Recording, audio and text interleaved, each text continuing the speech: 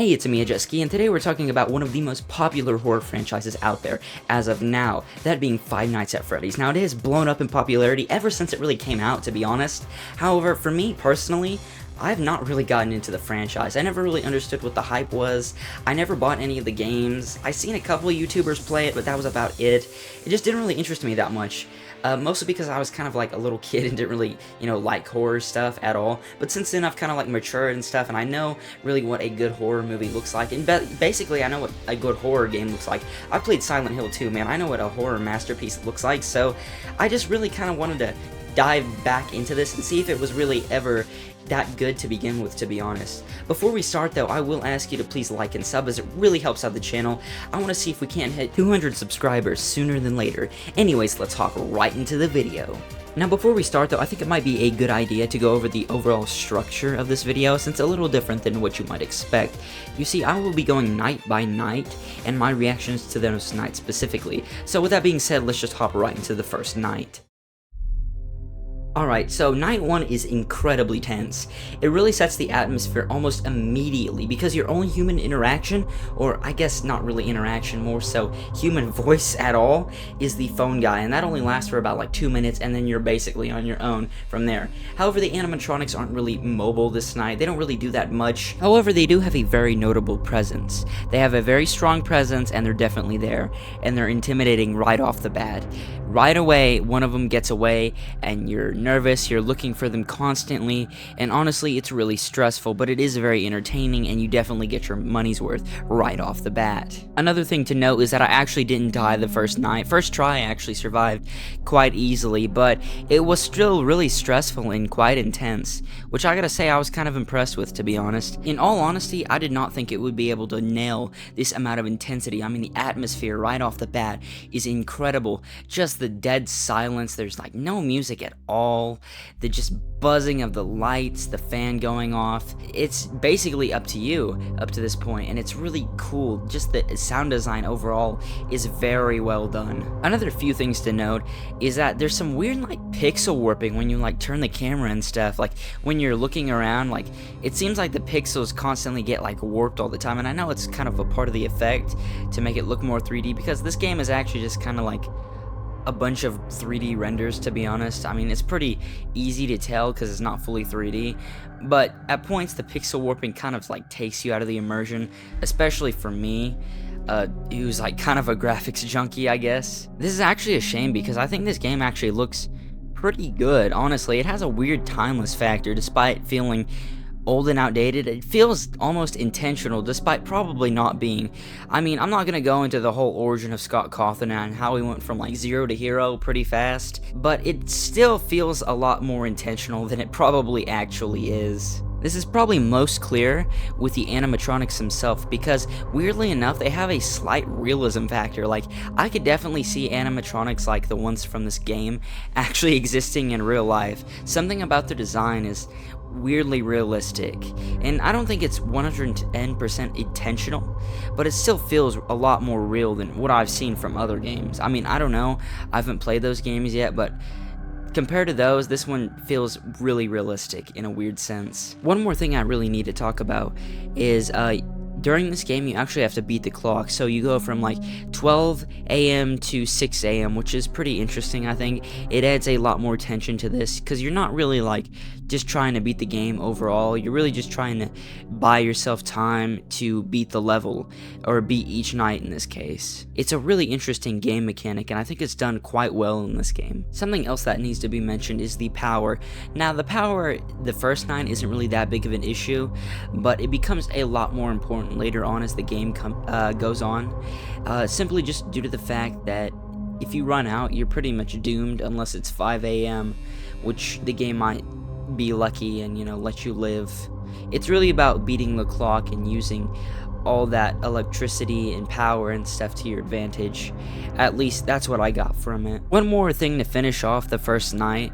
The phone guy actually mentions something about the bite of 87, and I think this is actually an important plot point to the overall story that it's implying.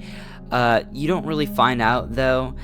I only know about this because of the dumb meme of Markiplier going, "Oh, is that the bite of 87? Was that the bite of 87? That's the only reason I know about this overall. Overall, night 1 was a pretty strong start. Let's see how night 2 compares. Alright, so night 2 is what starts off what I like to call Fnafs incredible difficulty, as it gets insanely difficult just right off the bat. This is also the first time that you get introduced to Foxy, and this is also the first time that I died during this game.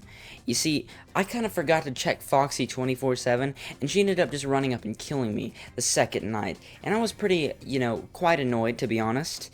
But, you live and learn, I guess. Now, my first death actually leads me to talking about something that I don't know how controversial it is, but I'm just gonna go out and say it. The jump scares aren't really that scary. I mean, at first, it's kind of scary, it'll catch you off guard, but as the game goes along, you just kind of get used to it, and more, you just get really annoyed by all of them, to be honest. As they become less and less scary, they lose their impact as the game comes along. I definitely think this game's greatest strength when it comes to horror is mostly its atmosphere. That's its greatest strength, not these jump scares, but that's just my opinion. If you disagree with me, tell me about it in the comments below. The second night is also the first time I ran into Golden Freddy, who I guess I kind of triggered him by being on the cameras for too long, and he popped up with "It's me" on the thing, and eventually I just kind of shook the cameras around or whatever enough, and he kind of just went away eventually. Weird experience. I don't really know if he can kill you or not. I'm pretty sure if you are around him for too long, he'll crash the game, but I don't know if that's true or not. I'm not really willing to test it out. In the end, I ended up just beating this night with about 5%, which is actually a little crazy, to be honest. It was really tense and stressful, but I eventually made it through. On to the third night. Night 3, in all honesty, was a struggle for me, okay? It was really difficult. It's where the game pretty much goes from 0 to 100 real fast, because at this point, every animatronic is out to get you, even Freddy, and it gets a lot more stressful. Okay, so the night opens up with the phone guy actually talking about and trying to give you basically strategic tips. Like, he gives you the idea of maybe like trying to hide under your desk, although he soon realizes that that might not work either. This really human reaction from the phone guy really makes you root for him. I hope nothing bad happens to the guy in any of the future games, to be honest. It sucks that he's in this situation, but he's really nice to have around to just give you that kind of human, like, vibe. Because for the rest of this night, it's basically non-stop stress. You're on your own. At least it's nice to have something, human around. Also this night, there's a lot of creepy details in the background, specifically explaining the story behind these animatronics and why exactly they're out to kill you, because it's not actually what the phone guy says night 1, where they think you're an exoskeleton and they just want to shove you back in the mascot costume. That's not the case, alright? They are actually haunted animatronics out to kill you and get vengeance, because they were kids that were killed at this old restaurant, which is really interesting and adds a lot of depth to this game. However, it's not really in your face and it's not really explained explicitly. It's actually pretty subtly done, which I gotta admit, I was pretty impressed by, to be honest. It's very well executed and very well done overall. That's pretty much all I have to say for this night, though, overall. I barely beat it, to be honest. Like, I got lucky that I got to 6 AM. Overall, that's pretty much all I get to say, though. On to the next night. Alright, so night 4 opens up with a doozy, alright? It opens with the phone guy's death, which shocked me. I did not expect him to die in this game. Clearly, because I recorded some of that dialogue before I did night 4.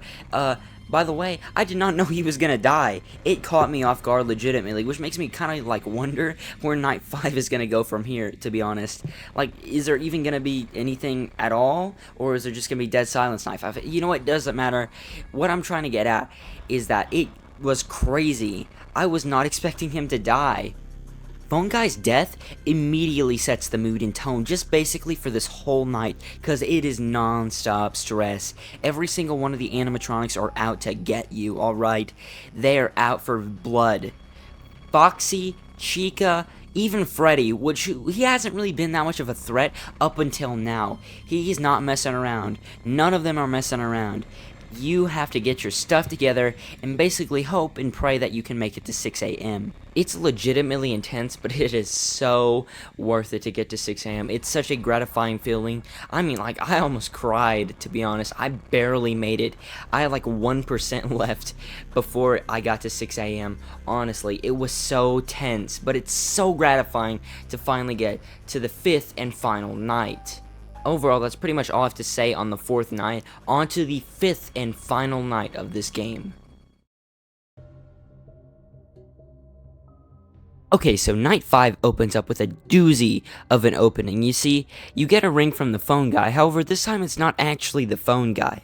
It's actually the animatronics messing with the phone, and it's right off the bat quite spooky, and it sets the mood almost immediately for an incredibly tense night. This is also the first time that Freddy actually becomes a really legitimately threatening animatronic, as for most of this game, he's not really that threatening. I mean, the 4th night he does become a lot more intimidating and mobile, but this night he's on full force. He's not messing around now. He's out for blood.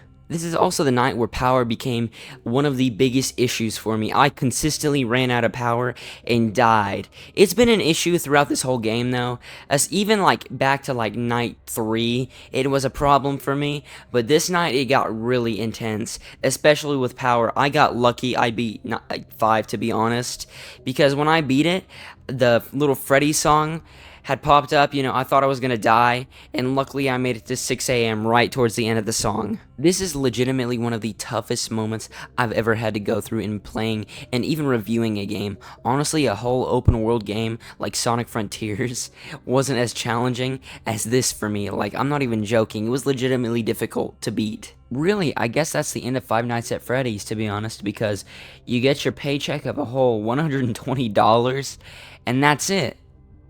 Right? There's nothing else, right? Nothing at all. Okay, so the real last thing to talk about with Five Nights at Freddy's is the secret 6th and 7th night. Now, the 7th night is actually just a custom night. You actually get to customize it yourself, which I think is kind of cool, but unfortunately, I couldn't beat either one of these. They were way too difficult for me. Even the 6th night, I couldn't even make it past 3 a.m. before I died. I know it's kind of a letdown for most of you people, but honestly, I could not make it past the 6th night, and I definitely couldn't make it past the 7th. I tried it. I don't even think I made it to 2 a.m. on the secret 2020 mode. It's too difficult, alright? It's too difficult for me. I had a hard enough time, you know, actually like trying to beat the genuine game by itself. Nevertheless, the secret and 7th nights, which are even harder than the originals. So I ended up just doing what most people did and seeing how like the 7th night actually played out. And you know what? You don't get an extra paycheck or anything. You get fired, which I thought was so funny. I mean, imagine like going through all that hardship only to be informed that you've been fired. That is actually pretty funny, I'm not even gonna lie. Alright, in conclusion, I'm not gonna lie to you guys. This was actually a pretty solid game. Like, it was genuinely eerie. The atmosphere was absolutely excellent. This game was pretty well crafted. While the animation is very limited, it's pretty good for what it's worth. Overall style is very unique. Like, even like other mascot horror stuff that I've seen come out doesn't really match this at all. There's nothing really like this, to be honest, that really captures that same kind of spirit, other than maybe a couple fan games out there. Other than that, though, it's truly unique and excellent. Personally, to me, it's kind of crazy to think how much this franchise has grown since, like, this silly little horror point-and-click game to, like, a big franchise is getting a movie this year, which is insane.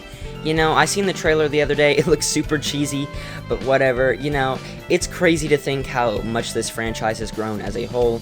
And really, I'm kind of interested to see where the rest of these games go, you know. I have not actually played any of the other FNAF games, as they're called. From what I hear, they're pretty alright. I mean, they look interesting, and I'd be interested in, like, playing those other games, but really, it'd be, like, have to be for, like, another one of these videos. If you guys want me to do another one of these videos, tell me about it in the comments below.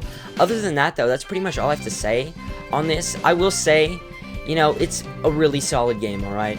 I'm gonna give it as much props as I can. Also, another thing before I leave, I need to mention this. The humor was kind of weird, you know, like, cheeky humor, you know? Kind of like Evil Dead from like Sam Raimi. It kind of gave me those vibes, to be honest. I'm really interested to see where these other games go, but you know, like I said, it would have to be it for another one of these videos. If you guys want me to talk about those other games, tell me about it in the comments below. Other than that though, that's pretty much all I have to say for this video. It was a Mia Jetski, and I will see you next time. Bye-bye.